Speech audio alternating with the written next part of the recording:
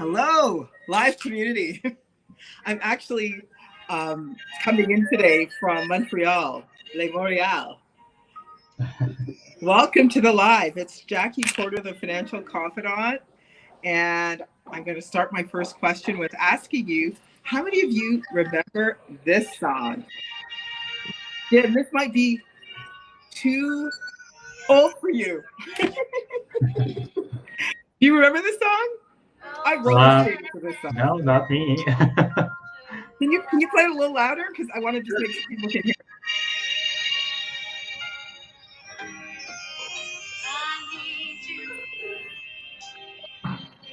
I like this song though, Jackie. Yeah, it was a great roller skating song. Yeah, I can sense that.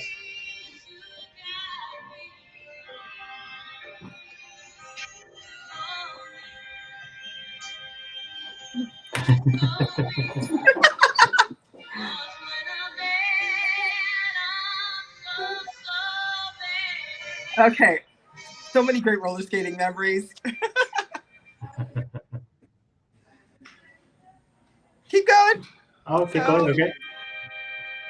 so this is actually the Oh, so it goes from being really slow to being fast. I get it now. Now I see why you chose this song. Yeah, exactly. So you can't roller skate if it's actually that the whole time. So live community, please forgive my tardiness today. It's been quite the journey to get from the airport. Traffic was crazy. I'm at a conference for the rest of the week. But you know what? Right now, Donna Summer is completely mellowing me right out. And you all know that I love being the pretend DJ on this show. So there's always a reason why I choose a song.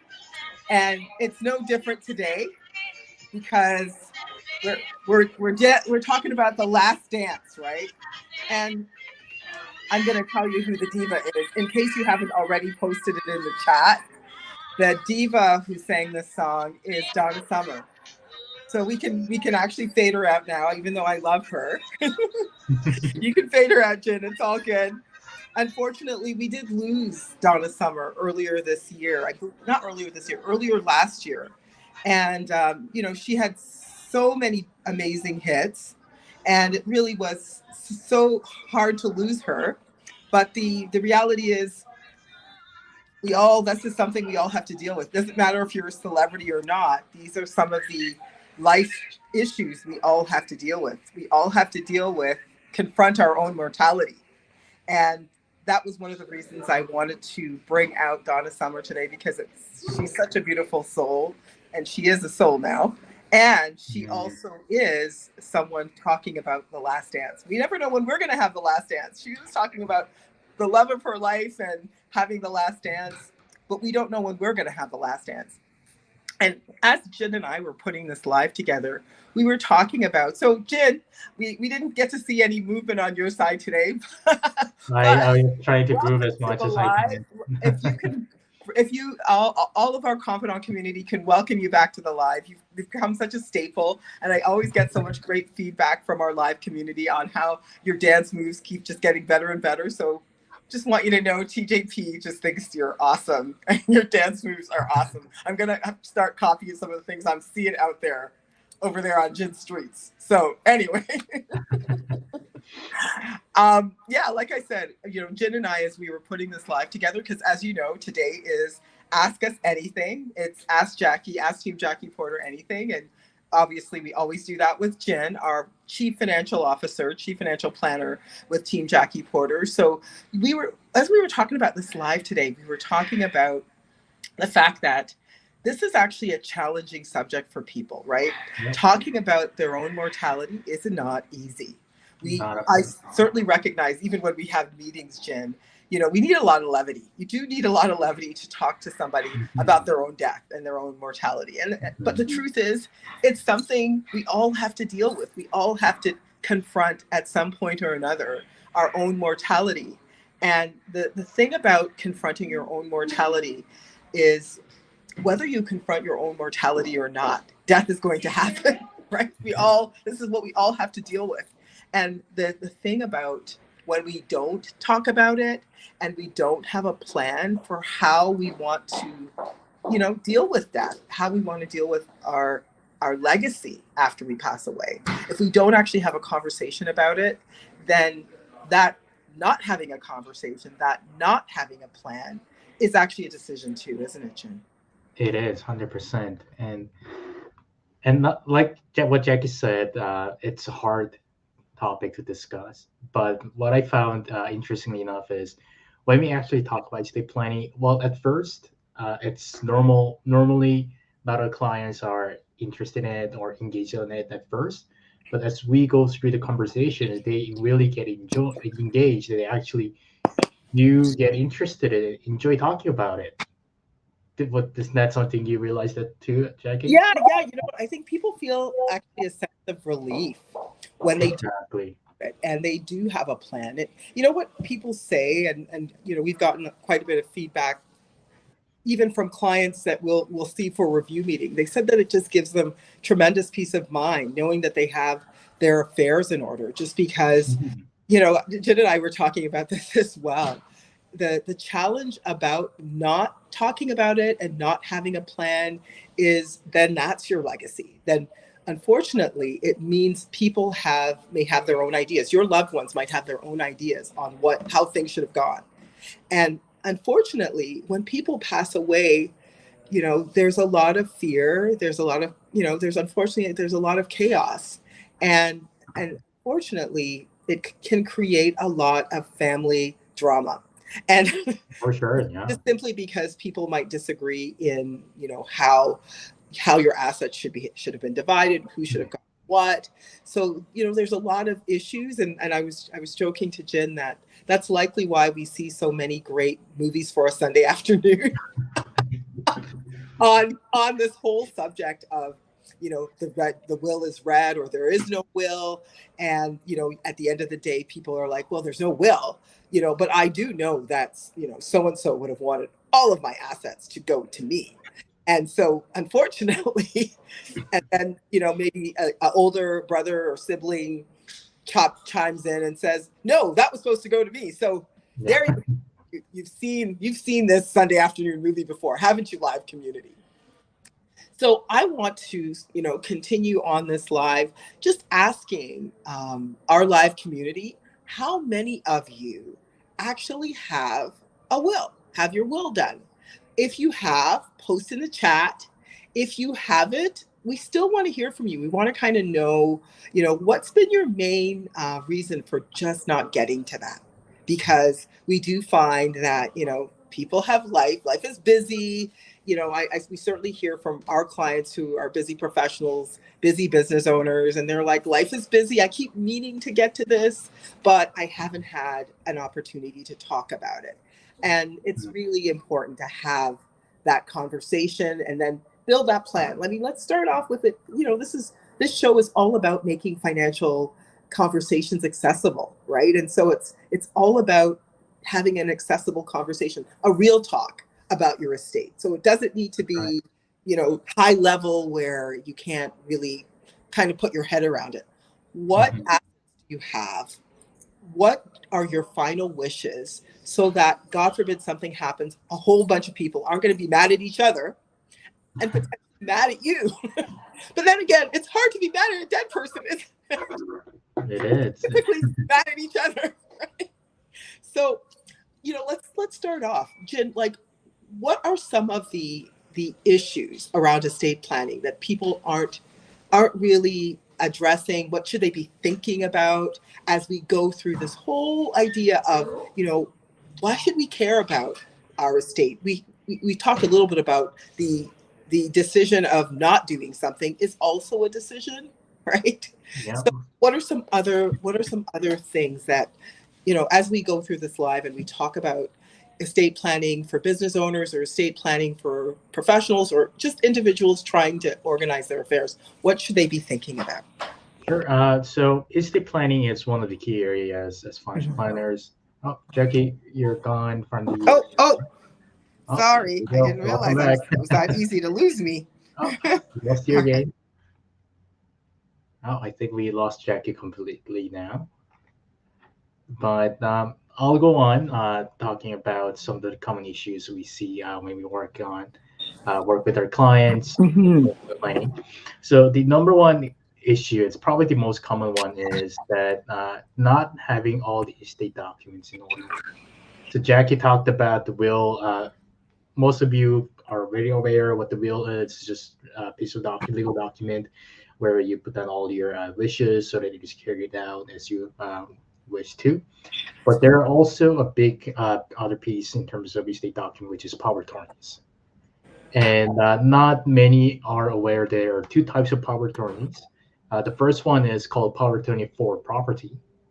Right. This is the document where you assign someone the right, the power to act on all your financial affairs on your behalf. Right.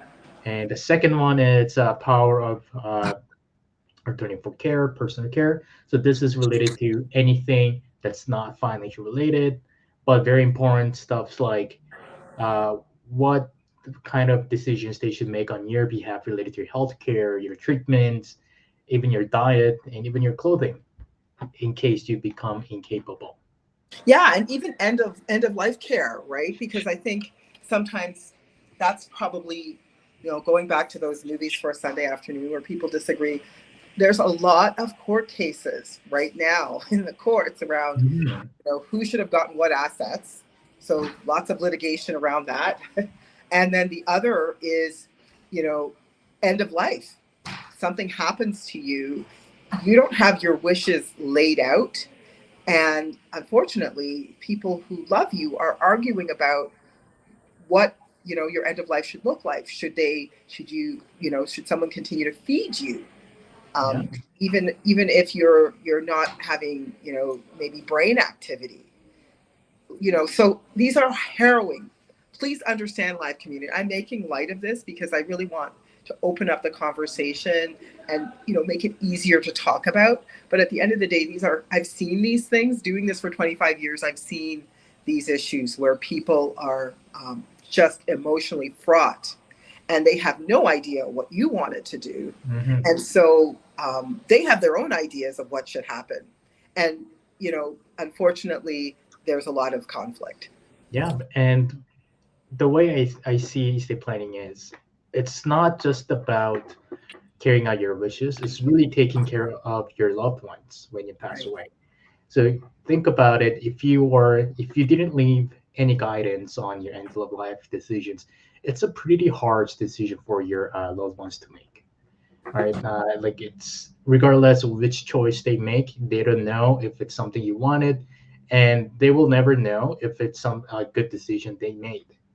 So it could be a really harsh decision that you are putting it on your loved ones. 100%, Jen. So let's move on. So we've talked about why it's important to have an estate plan, and I'm going to keep saying this, confidant community, because no decision is still a decision, and that no decision is going to impact your legacy, how you'll be remembered. So think about that as you put off, maybe doing your estate plan, and instead maybe do housework or something else because you just haven't had time. Do that other to-do list. So Thank you. what are some other things that people need to think about when it comes to their estate, Jen? Sure. So when you create your wills and power attorneys, you have to assign an executor. Executor is someone who will carry out your wishes based on your will. And you'll also have to, when you assign your power attorneys, there are a lot of other things to consider. Right. And one common mistake is not having the right person to be executor or Oh power yes. attorneys or even guardian for your children. Right. And I think one of the things I've seen when it comes, because I think you and I talked about it, just to give people an idea. So you and I talked about this before the live, and I was like, I think of Jen, he's our chief financial planner for clients, really gets along with everybody. And I said, wouldn't it be nice if, I was thinking to myself, maybe I should just make Jen my, executor. He's got all of this. Like he understands, you know, what my needs are. I think, even though we haven't had a conversation, I think I'm just going to put him on the document and just see what happens. I think he can, you know, because I've thrown Jin into uncertain situations before. I think he's got this. He can figure this out. So he, you know, can guide my very, very high strung, big personality Caribbean family and guide them through what my wishes are and you know, tell them I'm the person who controls the purse strings for what they're going to get. And you know, I know Jin, I know you can handle all this because you are the right personality, but what have I done wrong in this by naming you in my will as the executor? What have I done wrong here? I mean, I didn't ask you. Yeah, Right? exactly. That's what it is. You didn't tell me. Well, you Yeah. told me now, but if you didn't tell me, it would be a big surprise for me. Yeah, and you know, like I said, nobody wants to be thrown into dealing with my very big personality Caribbean family without warning, right? And then the other piece of it is, do you even know where my will is located? Like, where are all those important documents? So now, not only have I turned you into potential family therapist, you know, accountant for the family, wanting to know where all the money is, I've also turned you into a private detective. Like, who wants Exactly. that? Like, so why we mention this confidant community is the person who, if you do have a will, for those of you who might have mentioned that you have a will, have you told this person that they are the executor and what to expect? Because there's a lot of responsibilities associated with being an executor. I've just talked about potentially the role of therapist, you know, Yeah. accountant, private Detective. detective, just to Yeah. name a few. But then the other piece is the responsibility Yeah. to CRA, because Mhm. once you actually decide that you're going to be an executor, you actually are also taking on the liability associated with my tax situation. So poor Jin, I'm leaving him in charge of so many things. On top of that, whatever my estate tax bill works out to be.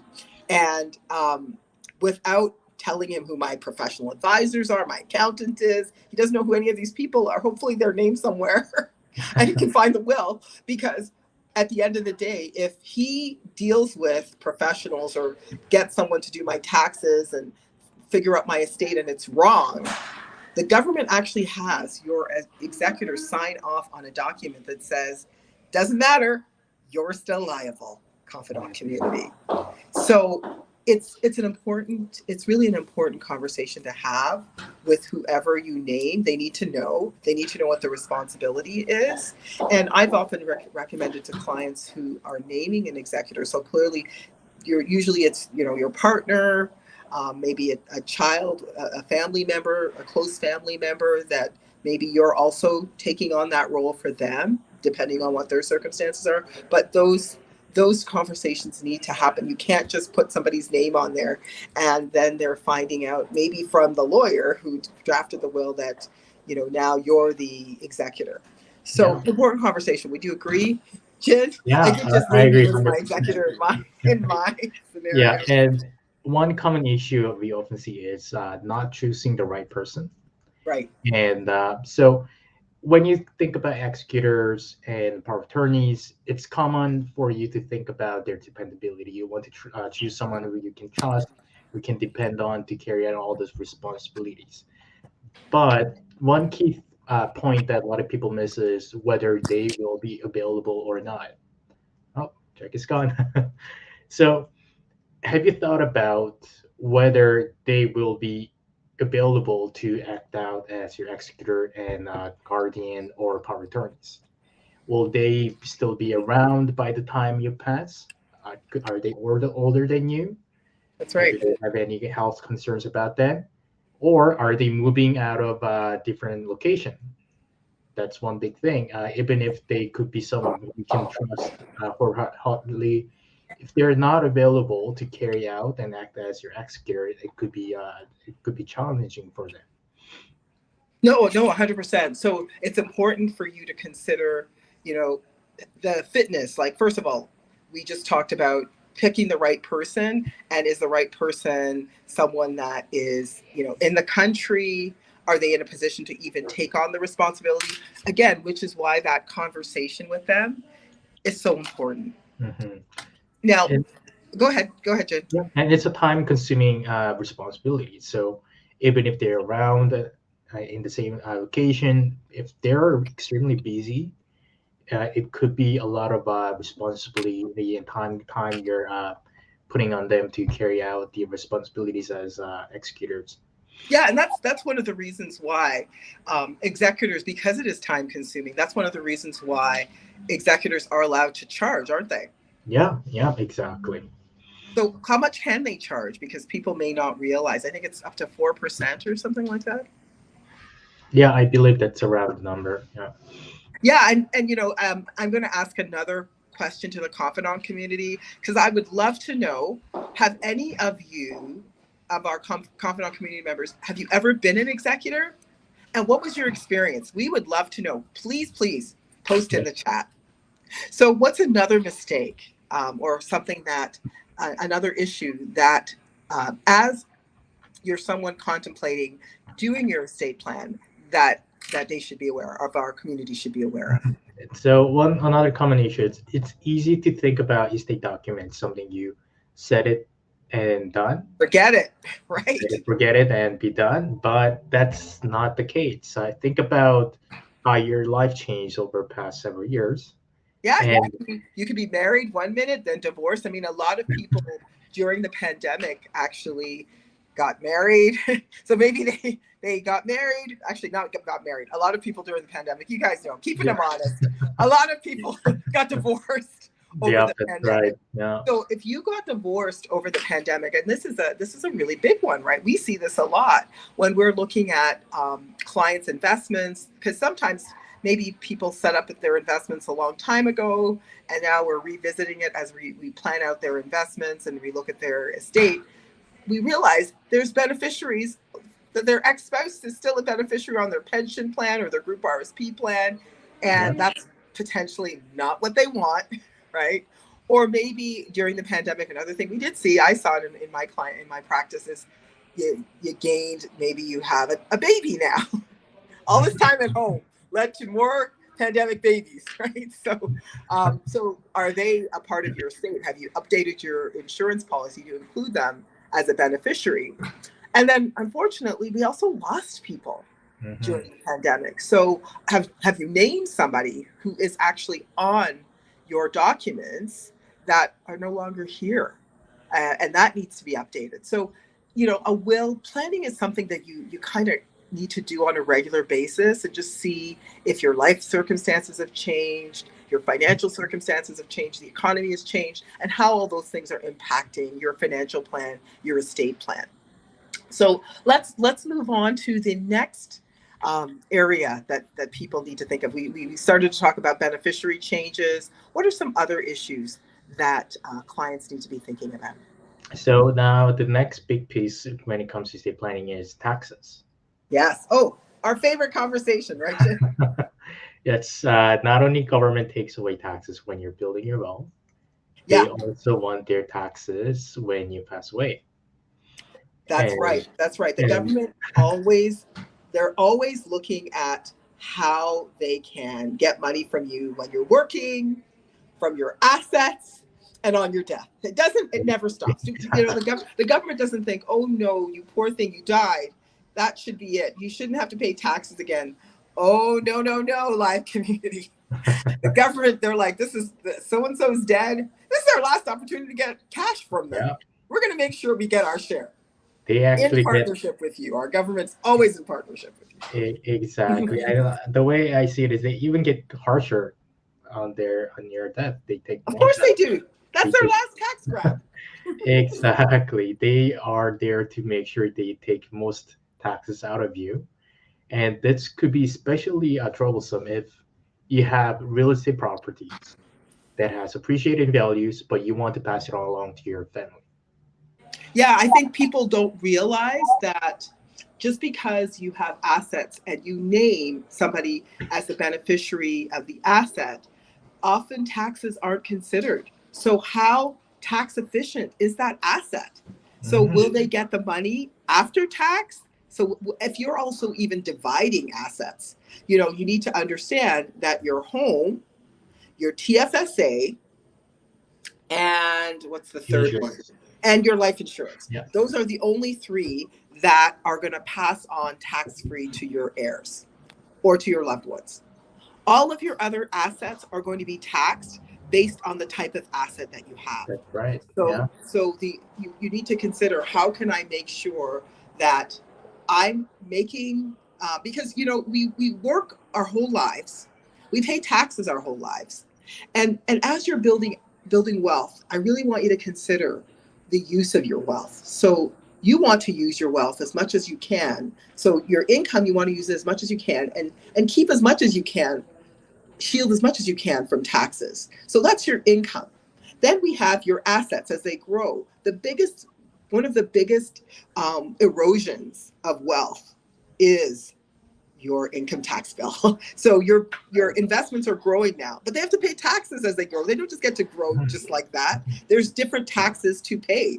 It can go from 100% of whatever you earn each year, you're going to lose to taxes, and that's interest, or it can be 50%, which is capital gains. That's the lowest tax you can pay outside of a registered investment. So all of these investments are that you're growing, you have to consider tax. And then you have to think, this is my life's work that I've grown. Do I want the government to be the biggest benefactor of my assets, or would I like it to be my family? So what can I do? How can I structure things while I'm alive to pay as little taxes as possible? And how can I structure things when I'm dead to pay as little taxes as possible, so that I can pass on the lion's share of my life's work to the people that I love? And we have a good case story for this one. We had a client very successful client, who was able to buy a number of investment properties, and the investment properties went up quite considerably in its value. But the client had the client's relatives living in the property, and the client didn't have enough liquid cash to pay taxes if the client wants to pass. So what happens is, when we calculated the potential capital gains and estate taxes, the client had to pay on the property was a few $100,000, and which means if the client was to pass, God forbid, the relatives had to pay the few $100,000 in taxes to be able to stay in the home. Otherwise, they would be in a situation where they'll be forced out of their home, sell the property just to pay the taxes. So those could be situations where estate taxes could be especially a big point that you have to consider.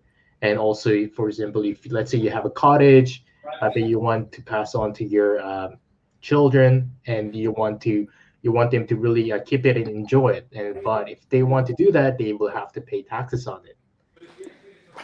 No, 100%. So you really have to consider, how are you going to pass on that asset, and what will the taxes look like on the asset you're passing on? And even from a standpoint of, how are you going to equalize? So if you've got children that you're trying to leave assets to, and you're trying to make sure every child gets an equal share of your assets, again, going back to taxes, if your child is getting your RSP, one child is getting your RSP at 100,000, and then your other child is getting the TFSA of 100,000, one child's going to be really unhappy with you, because the child getting the RSP on your death, your RSPs are 100% taxable. It's all income.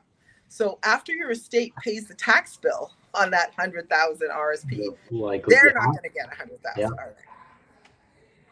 They'll likely get 50,000 or less. That's exactly right. So consider all of these, how tax impacts your overall estate plan, and working with an advisor, how they can help you project what the taxes are going to be, and look at strategies to reduce that tax, the tax on your life's work. Any other considerations before we go, Jen, that our live community, our confidant community needs to know? Sure. So one thing, it's again related to tax. Right. And so this is about when you pass away, all your assets will go to a trust, your estate trust. Right. And trusts are taxed very heavily. So they're taxed at the highest margin bracket, which is around 51, 52% on the income it generates. So the government not only take taxes on the final year you pass, but it will continue to take taxes from you on your estate if it generates any income. And so one way to deal with that is assigning the trust as something called graduated rate estate. Estate. That's right. And Mhm. the graduated rate estate. So bottom line is, just because you die and you've got assets, that doesn't mean the government stops taxing you, even in your final terminal return.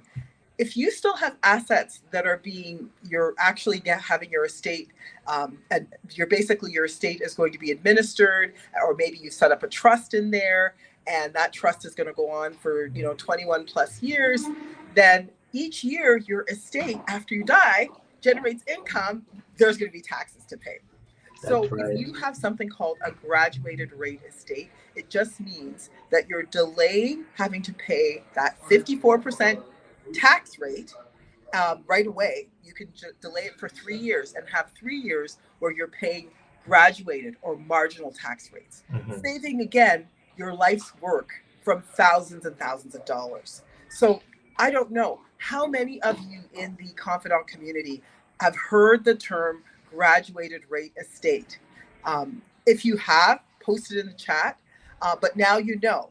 So what are you going to do with this information? We've been talking, Jen and I have been talking all live about estate tax planning and why it's important. We've been talking about estate planning, why you need to be intentional about what your legacy is going to be, how you'll be remembered. We really hope you enjoyed the live today. If you need help in this area, one of the things we didn't get a chance to talk about, just because there's so much to talk about in the estate Yeah, world, we could is go on if for you days. need access to professionals. Remember, we were Yeah. talking about, a lawyer or an accountant. In this case, finding the right lawyer, because lawyers do different things in estate plans.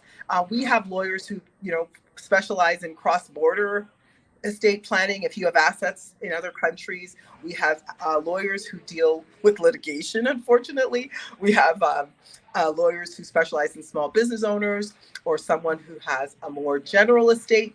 So we can give you those connections. We have a vetted list of people we've been working with for a long time. So if you're interested in that list, reach. Oh, I think we lost Jackie again. Hi, Anthony. Yep, you're 100% right. That's a really good way to put it. CRA is one of the largest beneficiaries for sure.